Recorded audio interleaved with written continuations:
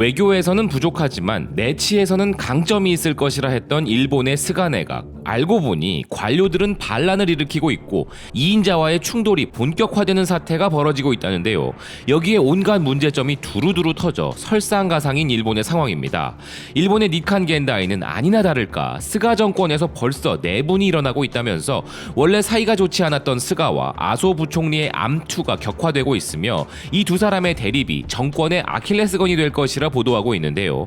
자민당 내에서도 이 내분에 대한 우려가 심각해지고 있다는 것입니다.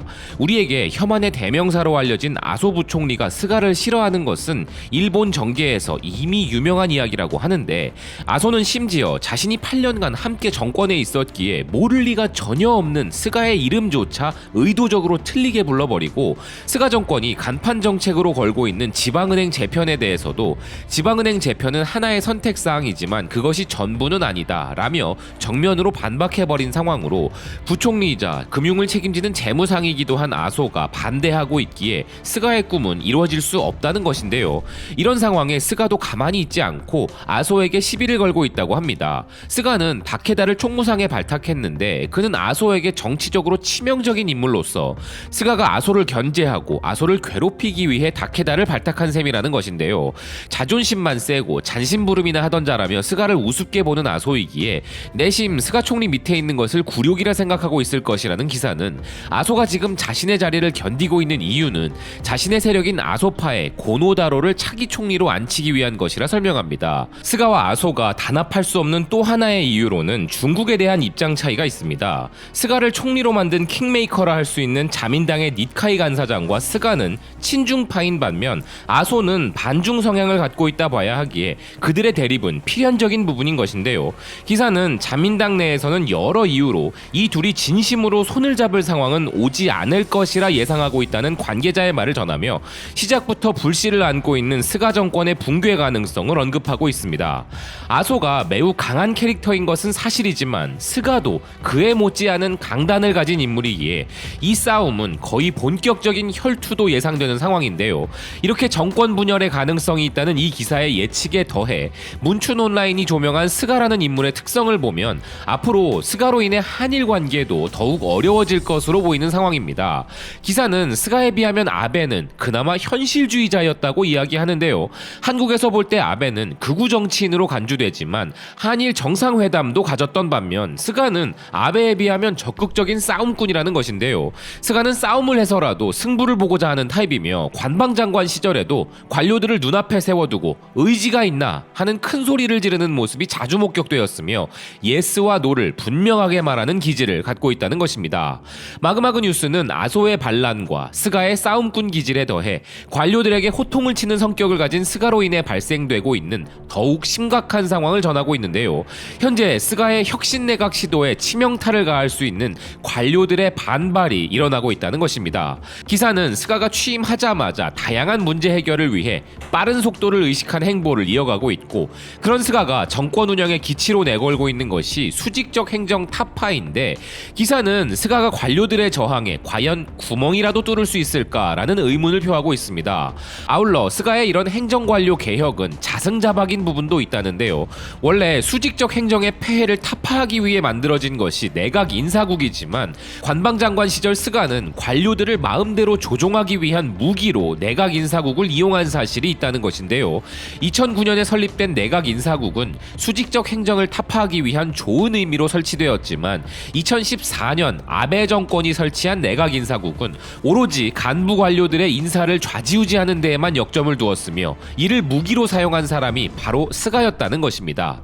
당시 총망받고 있던 총무성 자치세무국장을 자치대학교의 교장으로 이동시켜버리는 이례적인 좌천 인사를 시행하였는데, 이 사람은 스가를 화나게 했다는 이유로 이런 인사를 당했다는 것인데요. 고급 답례품을 주고받는 관행의 병폐를 없애자는 제안을 했다가 이런 봉변을 당했다는 것입니다.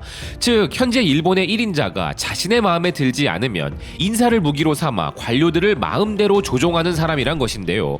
철저하게 기득권을 우대하는 성향을 가진 이런 스가가 취임한 지 얼마 되었다고 벌써부터 기득권을 지키기 위해 비난을 받고 있다는 소식도 있습니다. 니칸 겐다이는 스가는 기득권 그 자체인 자라고 맹비난하고 있는데요.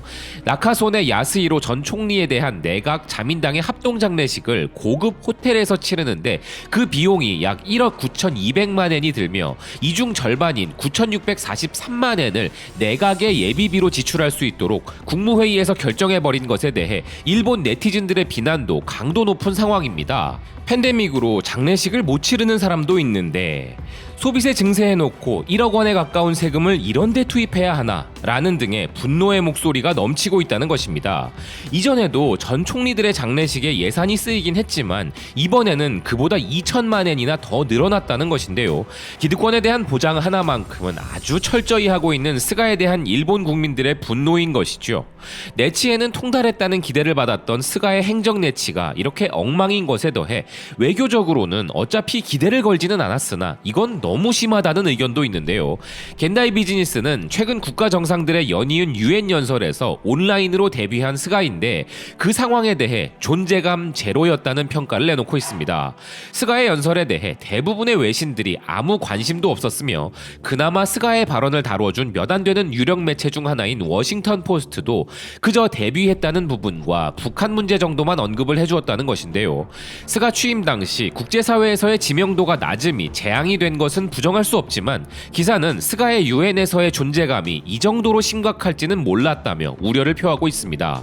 일본 국민들 역시 스가가 국민들을 위해서 진행한다는 정책에 대해서 믿음을 가지지 못하고 있는 것 같은데요. 겐다이 비즈니스는 국민 생활에 직결되는 문제이므로 가능한 빨리 결론을 내겠다며 많게는 최대 50%의 휴대폰 요금 인하가 가능하게 만들겠다는 스가의 정책에 대해 마냥 기뻐하기만은 어려운 이유로 이러한 정책은 5G, 6G 등으로 빠르게 혁신을 하고 있는 다른 나라에 비해 일본 통신사의 경쟁력을 떨어뜨리고 통신망 정비를 늦추게 할 우려가 있으며 팬데믹 시대의 필수적 요소로 자리 잡은 디지털 혁명에서도 국민들이 그 혜택을 누릴 수 없는 위험이 급증한다고 전하고 있습니다. 놀라운 것은 일본 국민들의 생활비 걱정으로 추진하는 이 정책에 대해 정작 국민들의 생각이 긍정적이지 않은 상황인데요. 일본 야후의 댓글들을 살펴보면 휴대폰 요금에 개입하지 말고 쓸데없는 의원들이나 줄이고 해외에 거액 원조하는 것이나 하지 마라. 정부는 돈 한 푼도 들이지 않고 민간 기업에 압박을 하고 있다. 휴대폰 요금이 해외보다 높다는 것이 이유라면 자동차세도 내려줄 수 있나? 하지만 절대 안 할 것이다. 세수가 줄어드니까. 소득세, 주민세, 재산세, 이중과세, 자동차세, 국회의원 보수, 정당 교부금 등 우선 낭비를 줄이는 것에서 시작해라. 일하지 않는 의원들 월급부터 줄여라. 아베가 떠나자 지지율 올라가는 것에서 볼 수 있듯 일본인들은 다루기 쉬우니까 스가가 휴대전화 요금 내리는 것만으로도 지지율이 오른다. 허나 우선 해야 할 일이 이것은 아니다 등의 의외의 반응들이 나오고 있다는 것입니다. 어떻게 되었던 간에 자민당의 정권을 물려받은 스가이기에 우익 성향의 네티즌들이 우호적인 모습을 보였던 것이 전통인 반면 스가는 그들의 인싸가 되지 못하고 있는 상황인데요. 매일매일 일본 대부분의 외신을 모니터링하는 저희 입장에서도 조금 놀라운 것은 진보 성향의 언론을 제외하고 봐도 아베 때와 비교해 본다면 스가를 지지하는 언론과 여론이 덜하다는 것을 확실히 느낄 수 있는 상황입니다. 일본의 언론들은 아베가 엮여있는 조 단위의 사기를 친 재팬라이프 사건에 대해서도 다시 언급을 하면서 아베는 물론이지만 현직인 스가를 대상으로 야당이 공격해야 한다는 기사가 나올 정도로 스가의 영향력은 거의 레임덕 상태의 힘없는 정권 말기의 총리 수준이며 그렇기에 이런 공격들이 가해지고 있는 것인데요. 일본에도 예외 없이 덮친 팬데믹과 경제 위기 상황에서 일본은 현재 표면적으로 드러나고 있지 않을 뿐 내부에서부터 서서히 무너지고 있다는 생각입니다. 지금까지 BK 뉴스 브리핑이었습니다. 시청해주셔서 감사드립니다.